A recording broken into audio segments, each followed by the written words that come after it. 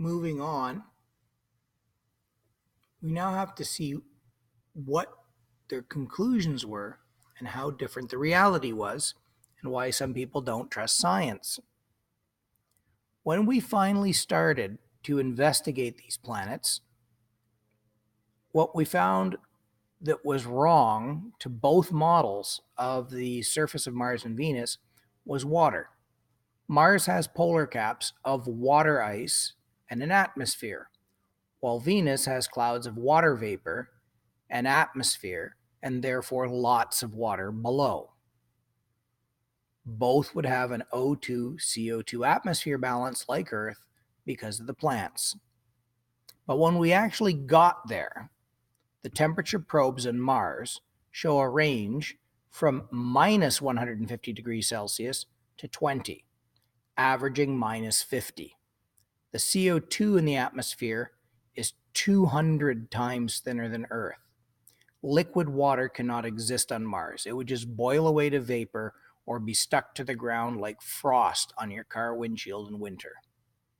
Venus has an average surface temperature of 460 degrees Celsius, enough to melt lead. The pressure is 100 times that of Earth. And it has no magnetic field, so the heat and solar radiation will actually destroy water molecules, and the hydrogen escapes into space. Venus is drier than a bone. Much of the atmosphere turns out to be sulfuric acid. So how could earlier scientists, not the ones that said there's dinosaurs on Venus and Martian canals on Mars, but the ones that said, look, our observations, there's water there, there'll be an O2 CO2 balance, how could they get so bloody wrong? Because those were reasonable assumptions. It's this fallacy of assuming the consequent.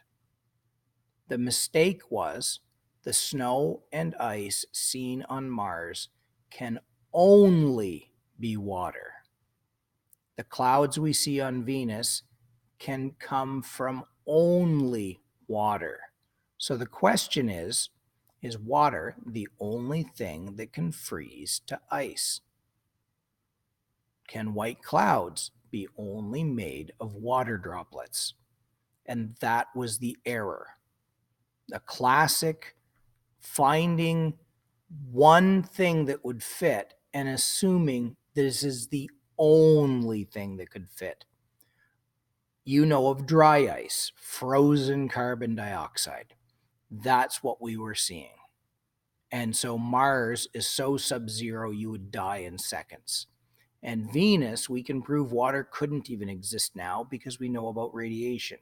The clouds on Venus are CO2 and sulfuric acid gas. You would be killed instantly if you entered that. There are no swamps underneath full of dinosaurs and Venusian women with spears with little rings of Saturn around them. If you don't believe me, look up 1950 movies like Planet of Women or something like that. You'll find all these ridiculous Hollywood interpretations. And so major scientists got trapped into the assuming the stuff we saw was water, and they didn't give anything else a thought. So they were doing solid logic except for this fallacy.